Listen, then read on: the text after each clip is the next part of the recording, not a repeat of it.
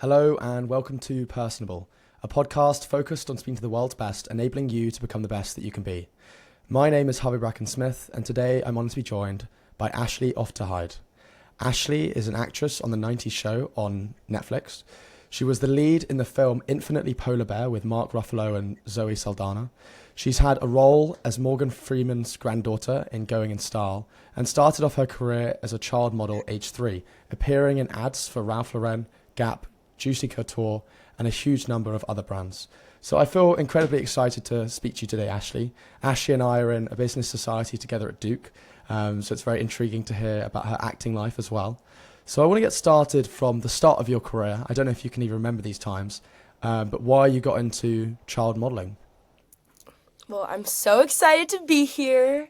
My career started literally when I was 2 years old, so it was kind of led by my parents at first because, I could barely speak at that time. But basically, this is according to my mom, that basically I was kind of a cute baby, I guess, and my mom would get stopped on the street by just random strangers saying, "Your daughter should be a model."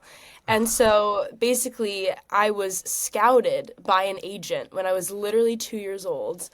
And I signed with Ford Models. And I started modeling for brands like Calvin Klein, other brands that you said. I was the face of Land's End with some other kids at one point. So I got to do a lot of traveling for that. Like I remember literally going to Florida to do some campaign for Land's End, and also Gap, just like a bunch of different brands. And then as I got older, I kind of wanted to expand that, and I was literally 5 years old, and I started doing TV commercials, and I did Chef Boyardee. That's the one commercial that I really vividly remember doing, Chef Boyardee, which is so random. And I also did this McDonald's commercial. And I remember for the McDonald's commercial, I was actually so nervous for some reason. And I remember both of my parents taking me into the city, and my dad was like, "I will get you as many American Girl dolls as you want if you both do this commercial." And I was like, "Oh my gosh, American Girl dolls." Like, I was obsessed with American Girl dolls. So then I got a call back, and then I got the role, and I got an American Girl doll, and I was so excited. So, right. So basically just started with modeling, then progressed into TV commercials. And then I started auditioning for movies and TV shows.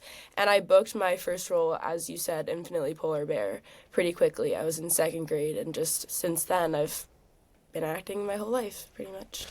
But kind of from that first point in time, I mean, I wouldn't say I've met a huge amount of kids at this point in time in my life, but I was a kid once. And I know just as much as anyone that kids don't always do what they're told, they run about, they can't stay focused. So I can't imagine what it's like being the centerpiece of a whole TV production with, thousands or millions of dollars in budget, and you're kind of at the center of that. How did you sort of deal with the stress, the pressure, and actually doing what you were told at such a young age? Or was it not even something that you thought about? Honestly, from what I remember, it wasn't something that I thought about. I think because I was really fortunate to work with very professional people, and so everyone really knew what they were doing, so it was easy to have people to look up to and role models, and people were guiding me in a very respectful way. And so I don't really think it was that much of a struggle for me. Like, people want to help, people want the campaign or the ad or whatever to be successful. So I think if you have a really good team, then that's not really something you have to be concerned about. You mentioned that your mum was kind of stopped on the street and you're told that you were beautiful. And I'm sure that was, your ego now. It'd be a great thing to hear about. It's a great story to be able to tell. I wish that happened to me. Um, but I feel like in the sort of acting space, and particularly in Hollywood, there is a lot of danger around like things that producers have done or sort of things in that space. And you're obviously a young, like vulnerable child, like sort of going into that. Had any of your family kind of had experience in the acting world? And if not, what was it like sort of being a trailblazer within your family in every new role that you'd get, having to experience everything for the first time? So my mom wasn't necessarily an actress, but she had a background in TV. She hosted different TV shows, and actually, when she was 20, so my age, she moved to Paris and hosted TV shows in French, which is so cool, and like different game shows. And so she kind of had that whole background and kind of was familiar with the industry. She didn't really do like acting movies and stuff like that, but she was a host in France, which is honestly the coolest thing ever in my opinion. And my dad's taken some acting classes here and there. So I guess like there's kind of a background in acting, but not really the same as acting in film and TV shows. And of course, my parents definitely had that concern in mind, like you said, the reputation of the industry and different things that can happen. But it's literally the law that you have to have a guardian with you. And my parents, until I was 18, showed up every single day to set with me. There's always someone with you. You also have to do school by law. So there are a bunch of tutors on set who also have to stay with you. There's always someone who has eyes on you, essentially, in my experience. And I also just got so lucky with all the crews that I worked with because I never once had anything close to an experience where I felt threatened or anything of that sort. I think you've kind of answered the question in terms of like going to a school specific for the sets, but I can't imagine what it's like to be a young kid and already kind of not necessarily even achieving fame, but kind of getting acclaim in terms of being successful and being in these shows and working with these world famous actors and studios and producers. How did you sort of differentiate between making real friends versus having people that just wanted to be friends with you because you were this amazing figure growing up? Well, so I went to the same school since kindergarten. And when you're in kindergarten, like no one really knows, who these different people are. And honestly, like I don't really feel like I talk about my acting a lot. Like it's not like when I meet someone, I'm like, hey, I'm Ashley and I'm an actress. So I've literally. Hey, I'm Ashley, but you already know who I am. Yeah. No, I literally never do that. So I've literally had the same best friend for the past 17 years. Like I went to the same school with the same people for so long. So I never really faced that. And then when you're in the industry, I honestly, ironically, don't watch a lot of TV shows and movies. And so I remember when I booked Going in Style, when Morgan Freeman played my grandpa, literally had no idea who he was. Like I was going to these sets and I didn't know who these people were. Like Mark Ruffalo, didn't know who he was. Like I was so young, especially, when I was younger, like I didn't know who these people were. So in my experience, I didn't ever really like show up to set starstruck. And then acting to me isn't about like, ooh, like people knowing my name. Like it's just something that I've always done. And I love acting. It's like a hobby, you know what I mean? It's like a hobby. So I've always had the same friends. And then, coming to Duke here, like I feel like I have really genuine friends and the people that I've met have all been super genuine. So I don't feel like I've had the experience that people are friends with me because of acting. And then I have never like become friends with someone because they're an actor. I feel like they're just a peer and we both love doing the same thing. I think that's a really good and interesting perspective on the world of acting, because looking at it from someone that's not in the acting world, from sort of an outsider perspective, it's sort of like there's one role for every 1,000 people. I'm making up that statistic for everyone that wants to get into acting. So you kind of envision it as this hugely competitive space in which they know all the greats and the people in the roles that they're trying to get after. But I think the fact that you're seeing it more as a hobby, well, it's not just a hobby, but even that you can see the fun side and the playful side in it, I think is really important. I actually interviewed an actress. I think it was like my 3rd episode in this podcast. She was like the best friend of my mum back in the UK. She's called Sinetra Sarkar, was on a lot of like TV shows, Brookside, Casualty. You probably wouldn't have heard of them from the US, but quite big within the UK. And she had very similar advice with regard to acting, that it wasn't as much a focus on the role or what you're doing, but that you just act because you love acting. And it sounds like it's the same sort of driven purpose for you. Totally. I have never even taken an acting class. Like, I remember when I was younger, literally 6 years old, and being with both of my parents, we'd like clear out our whole living room just because that was like the one space with a white wall, and we'd set up the lights and have our little camera. It was like we didn't even have like a phone to do it. We just did this like little, what was the name of the brand? It was this tiny camera that would like break and turn off in the middle of a take. It just felt like something that I would do with my parents, and we would literally spend the whole day, like 12 hours doing 5 pages of sides. It just felt like something I would do with my family. And so I feel like because I started so young and it was something that I've always done, like it just, like it didn't feel like a job, like it doesn't feel like a job to me. So maybe I've just had this experience because I've been doing it for so long. Yeah, although your parents, I mean, you mentioned your mum was a presenter within France, weren't really more traditional actors. It sounds like they've been a really good network for you. Like speaking to Casey Simpson as well, who was on Nicky, Ricky, Dickie and Dawn, if I'm saying that correctly. He kind of had the opposite point of view, in which he was saying his parents took all his money and like they were kind of using him just to like, work hard and just be an actor. Well, it sounds like, yeah, you've kind of had the opposite effect in which your parents are kind of being there with you every step of the way. Could you talk a little bit more about that?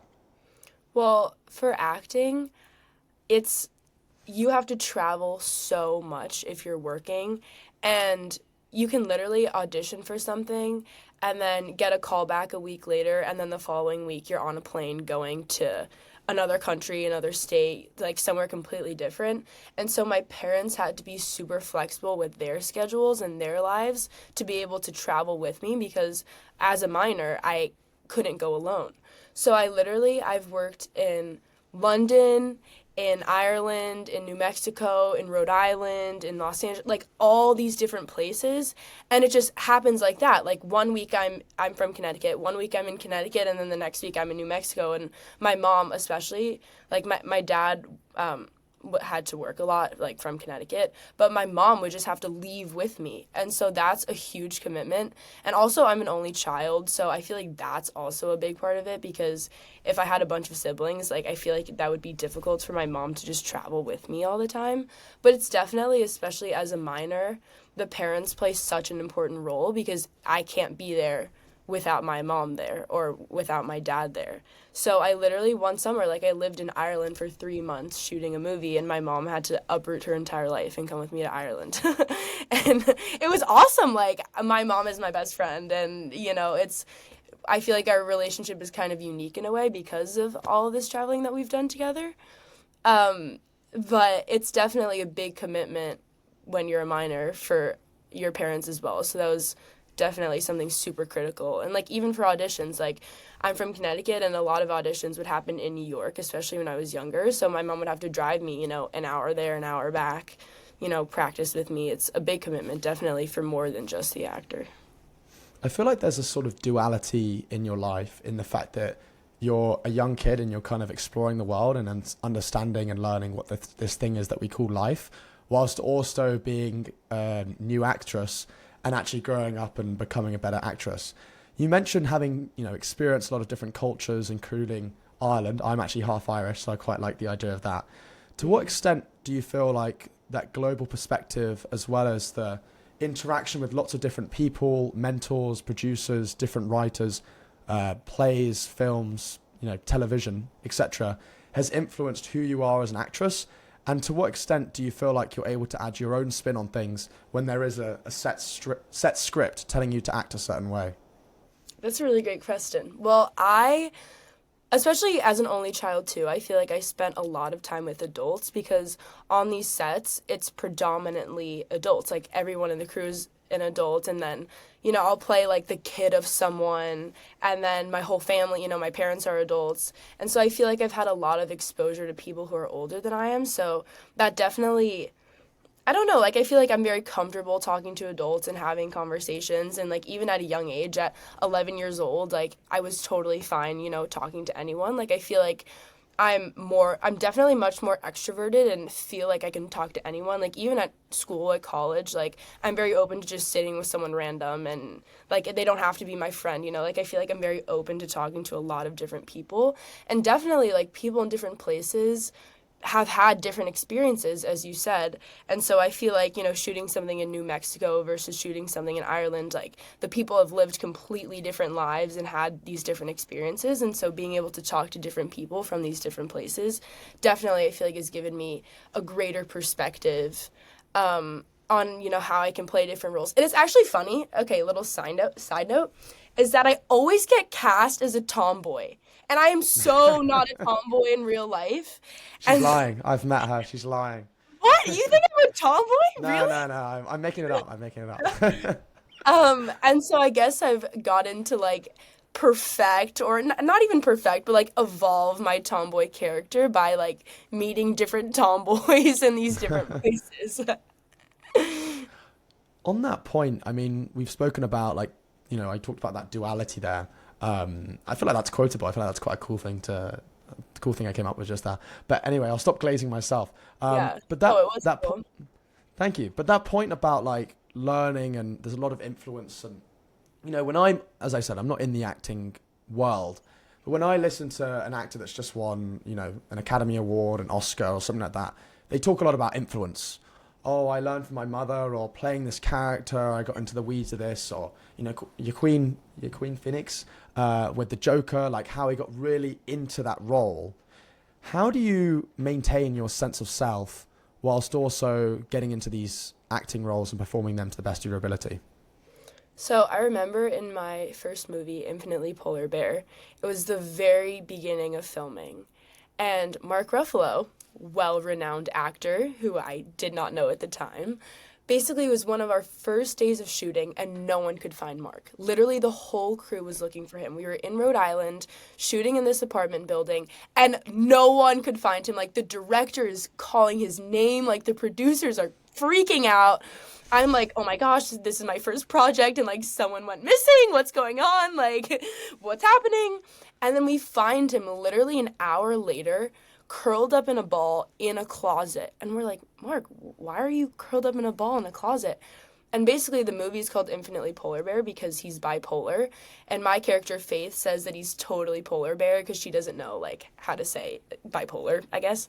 And so basically he was like getting into character by hiding in this closet and like being curled up in a ball.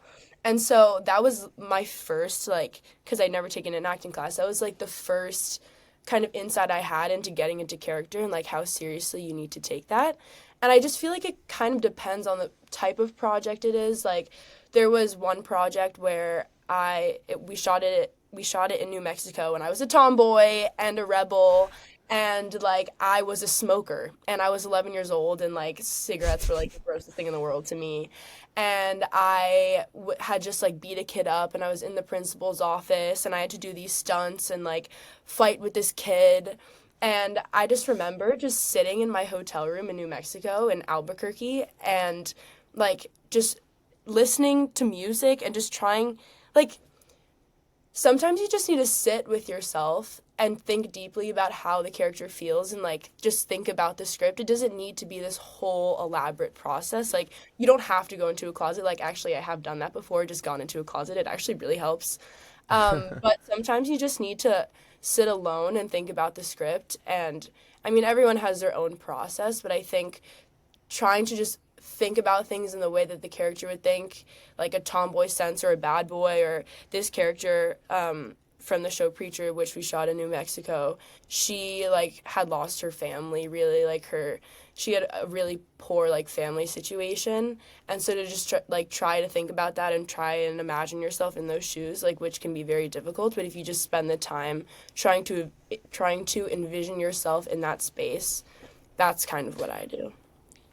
There's a quite a good example I heard about. I think it was like I can't remember the name, but like a popular investor, and he was talking about this. He was like, "Be like a lion, don't be." I can't remember what the alternative was, but they were essentially saying, a lion, hunts for their food. They work their ass off, chase, but when they get their food, they completely relax. They're not. Their muscles aren't, strong anymore. They're not trying to run. They just sat down. They sleep for like 12 hours a day or something like that. So they go from fully on to fully off. I feel like it's got to be the same in the acting world, because if I was like you trying to be yourself and then suddenly have to be a tomboy, or like Mark Ruffalo where he's got to be himself and then suddenly be bipolar, at the end of the day, as important as it is to be an actor or an actress and to get into that role, I feel like it's just as important to be able to get out of it. Have you ever had any issues where you feel like it's sort of trickled out from your acting role into your personal life and you haven't really been able to control those thoughts and be back to your normal self, or have you always found it pretty easy to snap in and out of character? That's a really good question. I think so. For that 90s show, I played a riot girl. her name is Gwen, and she is very, very confident. And I would say in general, I'm a pretty confident person, I would say. I don't know if that's like a controversial thing to say, but I feel pretty confident. But in this past season, in season 2, I went to California all by myself, got my own apartment. Like, my parents weren't with me, and that was something that, I wasn't used to. I traveled across the country to live by myself for, almost, I think it was a little over half a year, around half a year. And that can be something that's pretty daunting. But honestly, I feel like maybe playing the character and playing like a really confident role kind of helped me with my confidence a little bit. I'm not totally sure if that's the case, but in California, like, I feel like I transform into a new person. Like, I feel so happy when I'm shooting the show, and maybe I feel more confident. I'm not sure, but there's never been a role where I'm like stuck in it, Like, I don't feel like that's ever really happened. And if it has, I mean, maybe it's just confidence, but I feel like that's a positive thing. So it sort of sounds like you've had an alignment of values with your roles. So it's sort of like helped you to take from who Ashley is now to sort of who Ashley wants to be, in both you personally and within the character getting there. So is that to say that in future roles that you would want something that continues to be in alignment of values, or would you consider being, I don't know, a psychopath or, a mass murderer or something out in something else? Or do you think it's really important to yourself? Maybe Sorry? I'm a psychopath and you don't even know it. I was trying to hide it on the podcast. I don't want to. You're hiding it well. Yeah. But wait, I would actually totally be down to play a psychopath or a crazy character. I'm open to literally any role. I want to explore. I feel like variety is the spice of life. Like, if there's a script that's really great and a character that's really strong, I'm not gonna turn it down because it doesn't align with what I've done in the past. I feel like I'm very open, and that's part of the beauty of acting in the entertainment industry is you can play anyone and be anyone, and that's what it is. Like, I would love to play something different. I'm totally open to that. If I think of like child actors from films, I often like Macaulay Culkin from like Home Alone, for example. I often associate those child actors with those films, and then I feel like the anomalies are the ones that were kind of in those films and then grew up and continue to act into adulthood. But I feel like for the most part, a lot of them are kind of fixed to those roles, and then people are like, oh, that person was cool, what happened to them? Where you've been able to consistently go from role to role, continue to advance their career and remain relevant, not just in the rest of society, but within the acting world as you've got new roles. How do you think you've been able to be so consistent over time in getting great roles, performing really well, and continuing to advance your career in the acting world at such a young age? Well, definitely my team. I've been with the same agency, CESD, for a really long time, and they have got my back. They are awesome. Always sending roles, always, helping me, getting the scripts, sending me the scripts, managers, lawyers, publicists. Like, there are so many people supporting me and have my back, and my parents too. And really, you just can't give up. Like, in the industry, there is so much rejection. I mean, the number of people who are auditioning for these roles, like, I think for Gwen in that 90s show, I don't know if this number is correct. I'm like 99.9% sure that this is what my manager had told me, that there were 9 or 10,000 people who auditioned for Gwen. Wow.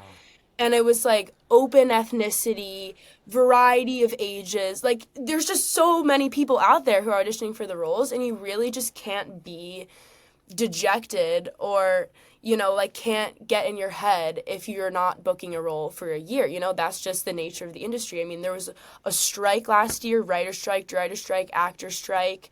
I mean, in season 1 of production of 90s show, we had all of these like health issues, and we were shut down in production. I mean, there's so many things that happen within the industry that really aren't in your control. Like, there could be a role that you're set on, and then they switch the character to a boy, or they want a ginger. Like, there are so many different reasons why you wouldn't book a role. So I feel like having perseverance while you're auditioning is something that's really important. Having a great team who's behind you, having people who support you, and honestly just loving it. Like, if you love it, I mean, you really can't go wrong. Like, I feel like you can tell when an actor is very dedicated in the role and they're really immersed and engrossed in what they're doing. And I mean, if you work hard at it, I believe that you can book a role and then go to a next one. But definitely, it's a lot of time and dedication and hard work. Me and the 10,000 other people were very upset when we didn't get the role. You auditioned for Gwen. No, I'm kidding. I'm kidding. I didn't know. If I had known about it, maybe. But sort of, I think you kind of just touched on that point about an expectation, and I feel like that Gwen role is again an anomaly of a point in which open ethnicity, in terms of so more people can go about and apply for the role. And if you're asked to be a certain way for a certain role and you fit those characteristics, it can be very helpful because that obviously slims down the number of competition or people that you're competing against for that role. Has that at all impacted your self-confidence when a certain role is like, you're not tall enough, or you're too light, or you're too heavy, or you look this way or not this way, when there's a role that you really want? Honestly, no. Because there's a reason why they're looking for a certain look. And, well, actually, for Gwen, she originally was described as a petite powerhouse with pink hair. And I wouldn't necessarily qualify myself as petite at all. And I don't have pink hair. I mean, obviously, you could dye my hair, but I told them that I wouldn't dye my hair. And so they actually changed the character description of Gwen to match how I played it. So sometimes they could be looking for something, but then they see something else and they're like, oh my goodness, actually, we want this. And if they don't want it, like if they want someone who's 4 foot 5 inches tall and has pink hair and I'm not, like, I didn't want to dye my hair at that time, then there's nothing I can do about that. You know what I mean? Like, if they're looking for someone 8 feet tall, I'm not going to match that description. You know what I mean? If they're looking for a boy, like, I don't know if I can help you there. You know what I mean? So Sure. it doesn't really affect my self-confidence if they're not looking for someone who looks like me, because there are so many other roles out there who could be looking for someone who looks like me, and it's not an affront to me as a person. It's just not what they're looking for.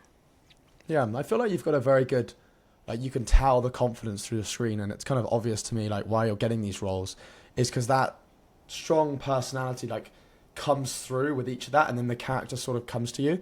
I think an example of that is like Dwayne "The Rock" Johnson. In that every role he kind of plays is this like big masculine guy that wins a lot of his fights and is seen as kind of like the hero in a lot of his films. And so scripts will actually go about revolving around him to fit into that character. On that sort of point, if I was to, so I'm, we're both in like a business society. I'm trying to recruit for jobs in finance at the moment.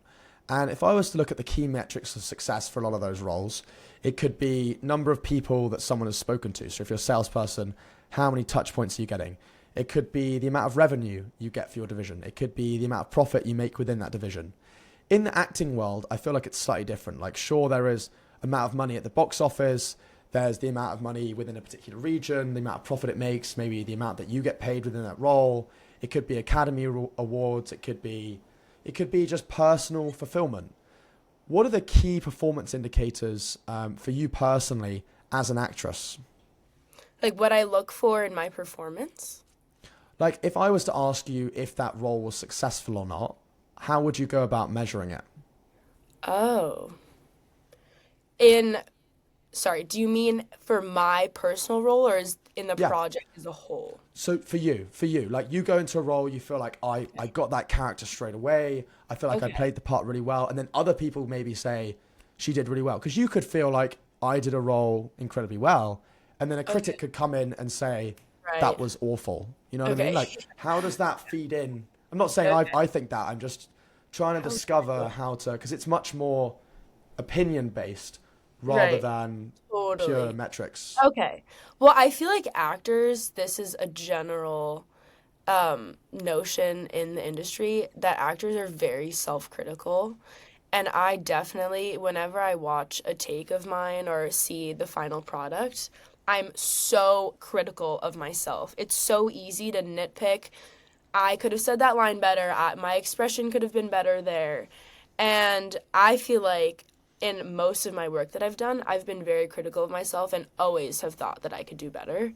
And I'm trying to get better at that. And my co-stars as well, like, we would watch scenes together and think, oh my goodness, like, I could have landed that joke better. I could have done this. I could have done that. But at the end of the day, I feel like that is something very natural and something that you're always going to run into. And there are always going to be people who don't like your performance, but there are also going to be so many people who think you did a great job. And I think in a comedy as well, for a 90s show, it was in front of a live audience, and we also had 4 cameras. And so it's a comedy. So if you say a line and the whole room is laughing, then you landed the joke, and that's a good sign, and that's a good indicator. But then there's also, like, it's also about how it's written. It's not just your performance, like, especially for a comedy. They would literally switch the line on the spot. We would be shooting a scene, and sometimes they would just change the scene so much that it would basically be an entirely new scene. And so it's a collaborative effort. It's not just you. It's the camera angle. It's the writing. It's the lighting. And so, yes, I admit I can be very self-critical, and that's something I'm working on, but also something that I've especially learned through 90s show is that there's so much that goes into one line and one scene that it's not just you. You know what I mean? And so when you have a great team, that makes a really big difference, and I've been very fortunate with that. But whilst it is important to have a great team, I'm sure that agency has a lot of other successful and unsuccessful people. And I don't think you're giving yourself enough credit for the success that you've been able to have within those roles. I feel like acting is quite a hard industry, which I feel like you're navigating really well with your level of confidence and your approach to each thing. Because of that lack of certainty over something, whether you're the best actress in the world or you're the worst, that, it's like art. I could throw a banana against my wall and you could say that's awful. And then I could go and sell that for $1 billion. Right. And then maybe someone else thinks that good. That's the whole beauty in the acting world. Something I heard from someone else, and I think it has parallels to sport, to the business world and something, is your success is always measured by your next role. And so what I mean to say by that is it's like, no matter if your previous role was good or bad, you made people happy, you made people sad, the critics liked you didn't, it's always that notion to keep taking the next step forward into your career.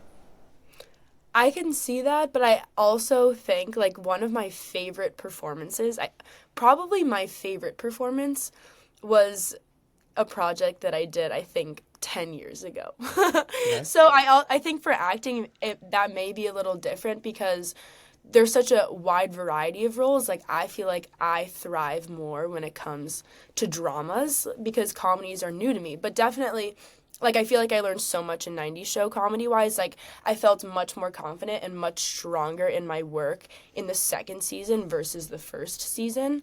So I'm definitely getting more comfortable with comedies now, but I grew up doing mostly dramas, and literally there was this one role that I was obsessed with the performance, like my performance. I don't know why, but I feel like that was my best work literally from 10 years ago. So what was that? Could you talk to me a bit about why that was your favorite role? Yeah, it was Preacher, the one in New Mexico, when I was a tomboy and had to fight with this kid. I think it was a very deep and emotional project. I was, taken away in this car. I was really young, and I had this really special relationship and bond with this young boy, and it was just like a very heartfelt story. And I also want to be a screenwriter, and I really want to write like a deep drama. And so I'm trying to take inspiration from Preacher in that sense. It was also just such a good show in general. And it wasn't even like a humongous role for me. Like, it wasn't the lead or anything like that. But I don't know, maybe it was just like being in New Mexico. I also remember while we were shooting, I got super sick. It was just like a very memorable experience. I actually have gotten sick on a lot of projects. I had COVID, mono, and strep all at once, beginning of season 1 of 90 show. Yeah, it was crazy. Wow, the full show. Like Infinity Stones. Yeah. So, yeah, I don't know. I think because I just grew up with dramas, it has like a special place in my heart. But now that I'm doing comedies, it's like actually getting up there with it. Also, like, shooting 90 show is probably one of the best experiences of my whole life. But honestly, like, that's another thing that I love about acting is that every experience and every job is so unique. like living in Ireland was insane. Like that was an incredible experience. And I learned how to dance. Like I had to do all these stunts. I had to fly. There was like a huge robotic arm, and I went into the robotic arm, and there was literally just this machine like whipping me around in the air. And then you watch the movie and it looks like I'm literally flying. And then I had to do this whole dance number, and I did like intensive dance lessons for weeks in Ireland. And I had all these like professional backup dancers, and I performed on like one of the biggest stages in Ireland. Like what other job is going to give you this opportunity? You know what I mean? I actually love acting. I'm sorry. I'm getting ahead of myself now. I don't even remember what the question was. But No, right, you it's answered just it. You answered the question. okay. Okay. I I have love two more. I have two more quick questions on that, and then I want to go into a bit more depth on the '90s show. Okay. The first one of that being, I feel like, as humans, for the most part, we're all able to successfully tell our emotions, or not, but at least we can see someone happy, see someone sad, and kind of judge the micro expressions on their face. But I feel like there's a third dimension in the world of acting, in that you not only have to portray your emotion to your fellow cast members, but you've got to be able to portray that to an audience through a screen. How do you go about portraying those emotions through a screen? And do you ever feel like you found a struggle when you first started out, that you weren't always able to tell the message or the thing that you truly felt to those behind the screen? I don't feel like I really think of it as in I'm trying to portray a message through a screen. I think it's more I'm trying to engross myself in the scene and pretend like the scene is life. Like, I don't think of it as, oh, I'm trying to have this viewer in North Carolina, feel my emotion. I think it's more Yeah. like I want to be the character. This is real life. And I'm talking to this person, and this is real life.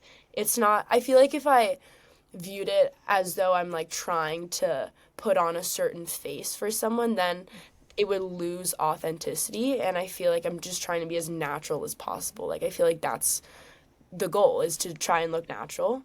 And so I feel Yeah. like if I view it more in a way as, oh, this is a real conversation that I'm having, this is actually happening to me, and not I'm trying to play for an audience, I feel like that helps with the authenticity of it. So I wouldn't say that I necessarily am thinking in terms of like the audience as much, if that makes sense. You are incredibly knowledgeable about this space, obviously, and I guess I'm just trying to learn about things from someone from an outside perspective, so it's helpful to hear your differing opinions on those points. If you were to go back and give advice to your 5-year-old self, I know you've just started doing some, modeling for things, you're just about to start transitioning to the acting space, and you're about to embark on what's been a 15-year journey so far. What advice would you give to that younger version of yourself? What advice would I give to myself? I don't want to say something generic, like keep your head up and don't get yourself down. I'm not sure what I would say. I think I would. That's a tricky question. I'll help you out a bit. Like, it doesn't have to be like some remarkable thing. It could be take that job, or, when you were sick, don't worry, you're going to be sick and your face bumps in the road. Like, sometimes the generic things are fine being said when you've got the person behind it with meaning, if you know what I mean. So it's less about the words itself and more about the emotion Right. and the message behind Okay. it. Right. Okay. So when I was younger, as I said, I've gone to the same school for so long, and we would have these school events and things that you would enjoy going to as a kid, like I don't know, school dances and things like that. And I had to miss a lot of that. Like, I missed the first day of high school. I missed prom my junior year. I missed, a bunch of second grade to shoot this movie. And in the moment, you're kind of like, oh my gosh, I really want to go to prom. Like, I was going to miss graduation and have to, have my own graduation, just me, after I'd gone to this school for 13 years. And so as an actor, there's a lot of sacrifices that you have to make and a lot of life that you feel like you might be missing out on. But I have never once in my life regretted missing a school dance or whatever it is in life, I've never once regretted missing one of those things for an acting role. And sometimes, in the moment, I remember shooting in Albuquerque in New Mexico, and I remember I was missing the school dance in seventh grade or however old I was, and it literally felt like the end of the world. I was bawling in the hotel room, and now it's like one of my favorite projects ever. So really, I would just tell myself that it's okay if you miss out on things in life because you're not really missing out. You're gaining something else, and it's better. Like I love acting, and so at the end of the day, I'm going to prefer doing that over essentially everything else. Do you think that that same version of yourself would be proud of the person you are today and would even be able to believe at the position you're in now? I don't think I would believe it at all. Because as I said, to me, it was just something like I would audition with my parents. Like it was something I would do at home, and it feels like a hobby. But now I'm 20, like I kind of understand more what it means to have, worked on ABC and NBC and Netflix and, all these different platforms. Like now I kind of understand more what that means. Like it's a job. Like I was working as a child, Like it that didn't really click for me when I was younger. So yeah, I think 5-year-old me would be proud of me today because I feel like I stuck with it, and it's not like every audition that I do I book the role. So I think I would say that I'm proud of myself that I kept going even through the rejection. Because you've been in this world of acting for so long, again, you have a much better perspective than 99.999% of people in terms of the message behind things. What do you think is the purpose of acting and sharing stories? Do you think it's a means of escapism for the masses, or do you think it's a means of sharing a story with the lessons behind it? I think it's both. I think definitely when I go to the movie theater, I escape from my life, and I like that. Like, I like being immersed in another story and another life and kind of having a break from my own reality sometimes. But I also think it's important to share the stories, like the story with my bipolar father, like getting that message out there, spreading awareness about mental health and things like that. I think that's also very important. So I think it can be both. I don't think it's one or the other. So when you started on that 90s show on Netflix, what was the initial theme or plot over time? How has that transitioned? And how has your role changed over time as you've got better at it? Well, okay, so I remember auditioning for that 90s show in October of 2021 or 2022, one of those, and I was sick. Why am I low-key always sick in these stories? So I auditioned for the role, and I was actually the first one they hired. And I guess I was up against all these people. And as I said before, the role was originally a petite powerhouse, and then they switched it to someone more like me, whatever that means to you. And so I remember getting to California, and it was essentially like my first lead role on a comedy. And, got there, met the ensemble, and then met legacy cast from 70s Show. And admittedly, I hadn't seen 70s Show before auditioning, but Big when fan. I loved that episode, man. well, I watched it once I auditioned. I watched a few episodes, and I was like, wait, I actually really like this show. And then I, got the disc set and everything. And so now I've seen it all. But, meeting the legacy cast and, seeing the basement from 70s Show, I feel like it was kind of easier to become immersed in the space because it was already familiar to me from watching so many episodes of 70s Show. And then the crew, it was the same costume designer, same, producers, same creators. So it was people who had already been so immersed in the That 70s Show franchise and space. And so basically got there and playing a tomboy, riot girl, super confident. I remember my audition scene. I had to sing Seether by Veruca Salt along with other scenes. And I don't know if you've heard that song. It's actually a great song. But I had to like sing a cappella, and I was not a singer at all. And I remember getting to set and singing literally at the top of my lungs, "See There" by Veruca Salt, and there's like a whole crew of people recording me and watching me, and I was like, oh my goodness, this is crazy. But it was so much fun, and just like the whole environment of the set, especially because the crew had known each other for years and worked on this show for years, and they like work on other projects together too. Like everyone was so close, so it literally felt like a family. Like the relationships that you build on these sets are unlike relationships you have in other places. Like these people, I'm an only child, and I feel like I have siblings through this. Seriously, like literally for winter break, I visited my co-stars in California. Like we still talk all of the time. And so you're there with the same people on set for hours on end. And especially when I wasn't a minor anymore, I could literally be on set for however long as I wanted. And so I would literally have days where I was on set for like 17 hours, and partially because I just wanted to stay there and like hang out and talk with everyone. So definitely like felt like a safe space. It's a comedy, so people are always making jokes. Like I remember the table reads. So we were like in the Netflix lot. So there were people from Netflix that would come watch. So it would be like 90 show production plus Netflix. And so everyone in the room would be laughing, and the scripts would just get better throughout the week because they do revisions every night. So literally like you get the script in the beginning of the week, and then it's completely different by Friday when we have the live show. And it was just like the spirits were always high. Everyone wanted to make the project great. And my character evolved in so many ways. Like she's very tough on the outside, but then there's a reason for that. Like she has this whole dynamic with her dad that she explores, and him like not being super present in her life. She is best friends with this girl, Leia. Gwen and Leia are besties, and then that relationship is explored.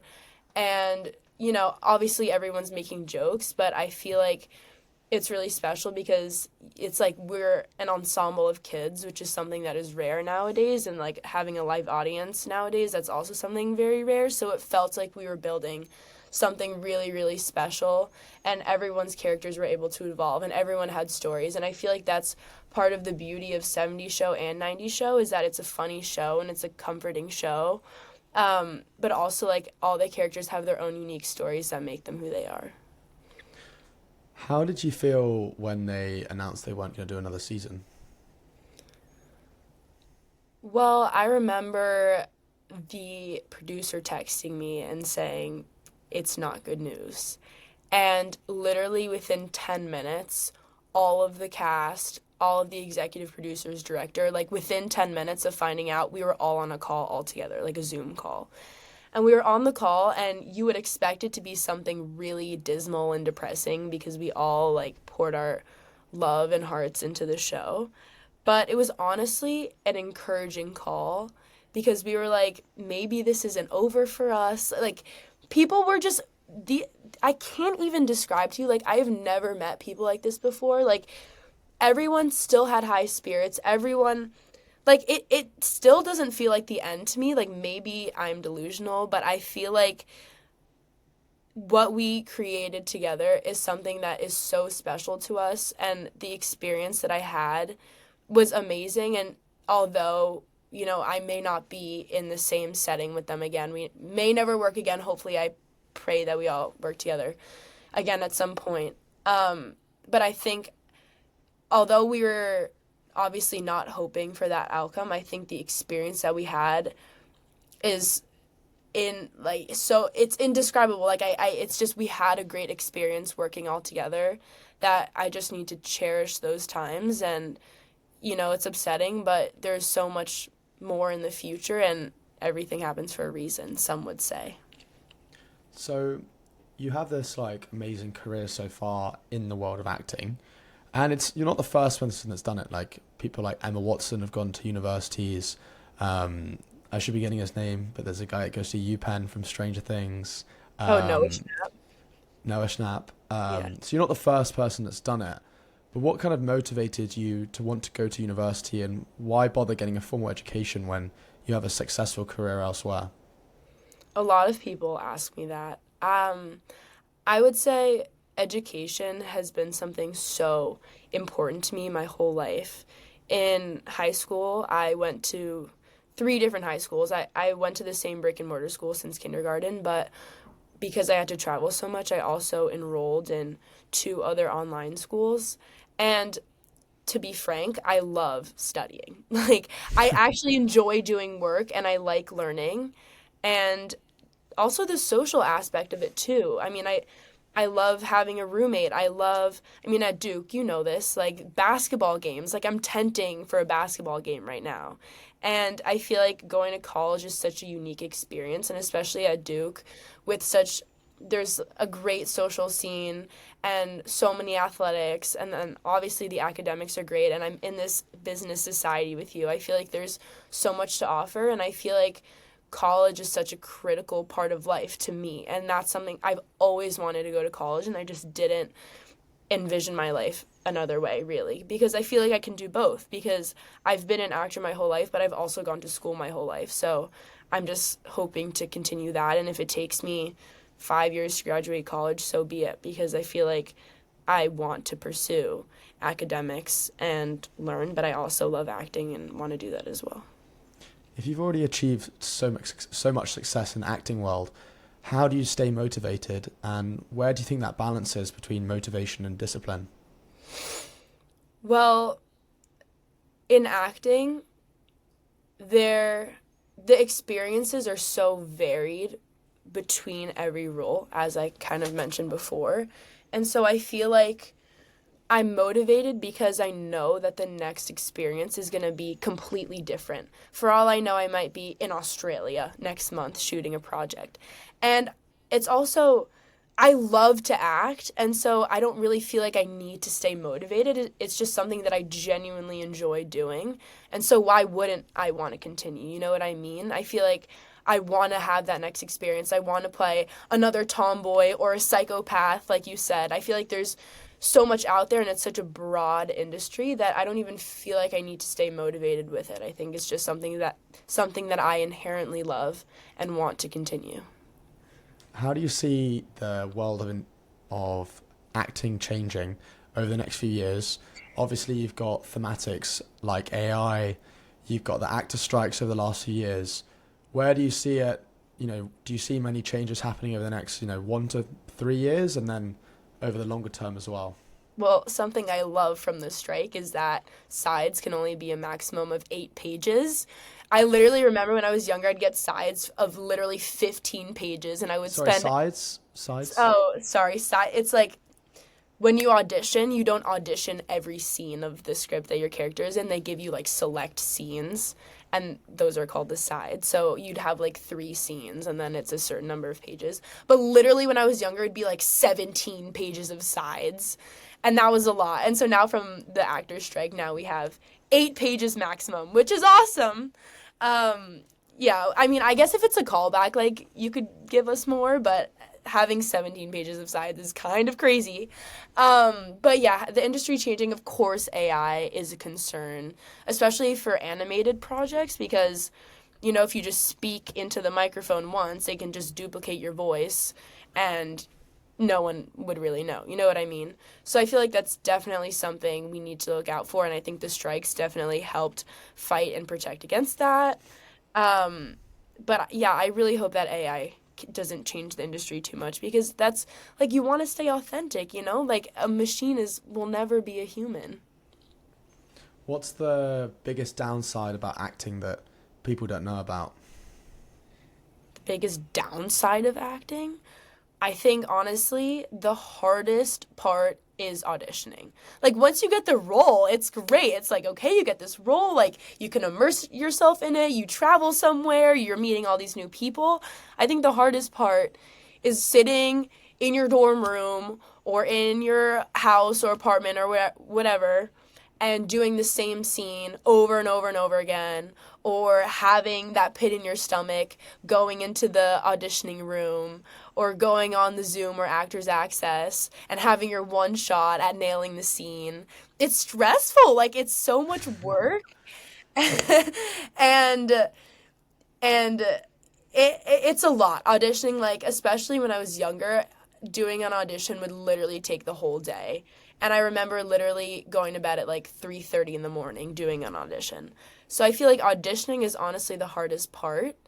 But then once you get the role, it's like the best experience ever. So it's worth it. And the flip, what's the best thing about acting that people don't know about? Ugh, that people don't know about. Like, I feel like getting really close to the people you work with. I really could not tell you any relationship I have in my life that is the same or similar to the relationships that I've made on sets, especially because when else would you meet these people? Like on 90s show, one of my co-stars is from Las Vegas. Like, when do I ever go to Las Vegas? You know, wait, actually, Mace Cornell, who worked with Casey Simpson on Nicky, Ricky, Dicky, and Don. From Las Vegas. Yes, he's from Las Vegas, and when would I have ever met him? You know what I mean? And Yeah. so you become really close with these people because you're working with them day in and day out. And it's like there's a kid on the show who plays my brother. You know, like he's playing my brother, and I call him my brother in real life, and he calls me his sister. Like, when would you ever have that kind of relationship, you know, just with someone that you meet, I don't know, in school or wherever. You know what I mean? Like, literally, the girl who I did a show with 5 years ago, we're still really close. And, like, I can't, I don't even know how to put it into words. It's just these relationships, because they're, like, kind of based on these other relationships where you, like, play someone's sibling or play someone's daughter or whatever. It's just different, you know? If you could change one thing about the world of acting, what would it be? One thing about the world of acting? That's a very deep question. If I could change one thing about the world of acting? Well, I think, as you touched on before, there are some negative reputations within the industry, and I think making the industry the safest place that it can be, and for everyone to feel comfortable and not have to worry about, you know, any consequence with someone higher up or, you know, another person you're working with, just ensuring that it's a safe space where everyone feels comfortable and doesn't have to worry about their safety in any way. If I was to ask someone in 100 or 150 years what you were like and what you would want your legacy to be and how you would want to be remembered, what would you want them to say? I would want them to truly feel my emotion through the screen. I think so much of acting, first of all, is reacting. And so there's so much said through a look or a glance. And I want people to truly feel every part of what I'm saying, what my expression, the way I'm interacting with the other characters, and I want it to be as natural as possible. In theater, you're trying to project and have big facial expressions, whereas in film and TV, it's much more dialed back. And so I just hope that in film and TV projects that I perform in, that I don't overact, but you still can feel every emotion and understand, you know, why my face is acting in a certain way, why I'm saying a line a certain way, and just be as raw and realistic and share stories that affect people and, you know, move them. What's next for you? Well, currently college is next for me. I am trying to find the balance between college and acting. I'm trying to figure that out because I obviously want to have both. But it's also tricky with college and, like, the scheduling of literally missing 1 week of school because then you get super, super behind, and it's not like I can do online college.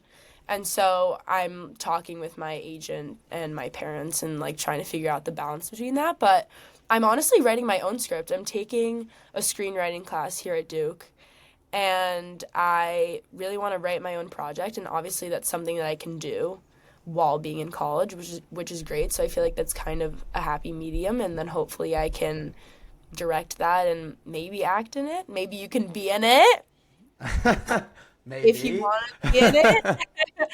Yeah, If you're I'm looking for trying. a 6'5", really good looking, really Yeah, masculine, okay. strong guy, Yeah. happily will be in the. Perfect. The lead right here. Amazing. So yeah, I feel like I'm trying to find the balance right now, and screenwriting is kind of where I'm at. My final question, and I ask this to every guest on Personable, is what is one thing that you would want a listener to take away from this episode? Well, I think to the actors listening, I definitely think it's important to understand that you not getting a role is not it's not based necessarily on your skill or how good of an actor you are. That's not what it's about. I feel like it's so important to recognize that there's so much into what goes into a casting director moving your tape forward to the director or the producer or whatever. There's so much about the way you look, or, what they're looking for in that character. And I feel like a lot of actors, you know, get down on themselves and feel like it's a problem on them or a skill issue on their end as to why they're not booking roles. I mean, Mark Ruffalo, literally, I remember him telling me that he auditioned for roles for, I think, 25 or 30 years before he booked anything, and now he's the Hulk. I mean, you Yeah. really Morgan Freeman, he didn't start his career until so late into his life. So, I think it's definitely a big thing in the entertainment industry for actors to have a lot of insecurity on who they are because they're not booking something or because they may have gotten bad reviews. I mean, on 90s show, the ensemble, where we were an ensemble, and we were very diverse. There was, obviously, I'm biracial, and then there was an Asian character, two Asian characters, someone in the LGBTQ realm. And so we got a lot of comments saying, oh, they're just diversity hires, blah, blah. But it was literally open ethnicity for my character and probably other characters as well. And everyone is chosen for a reason, and that's, because they're looking for something specific, or there's just, you can't read what's going on in casting directors and directors' minds. Like, sometimes there's just a certain vision that is what the director wants, and sometimes that's going to be you and sometimes it's not going to be you. So I think definitely a big thing to remember as an actor, and I guess in your life, is that there's just so much you can't control, and you can't, get in your head about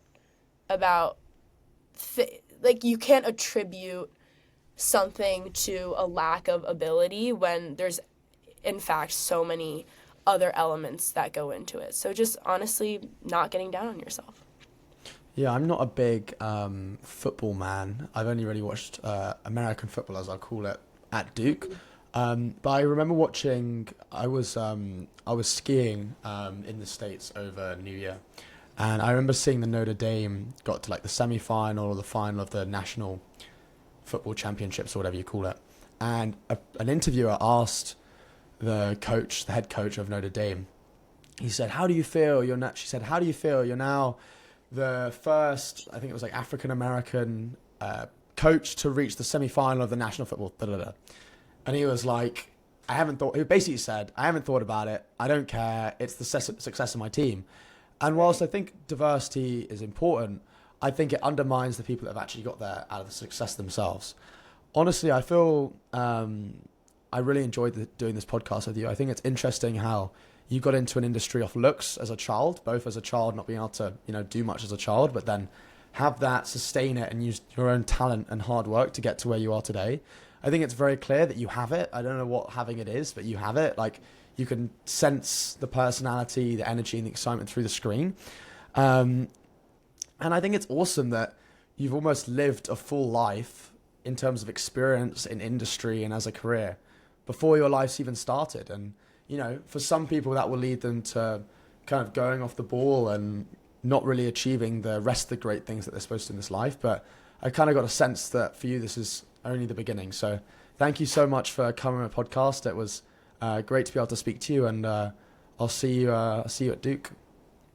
Thank you so much for having me. This was great. Your questions were amazing.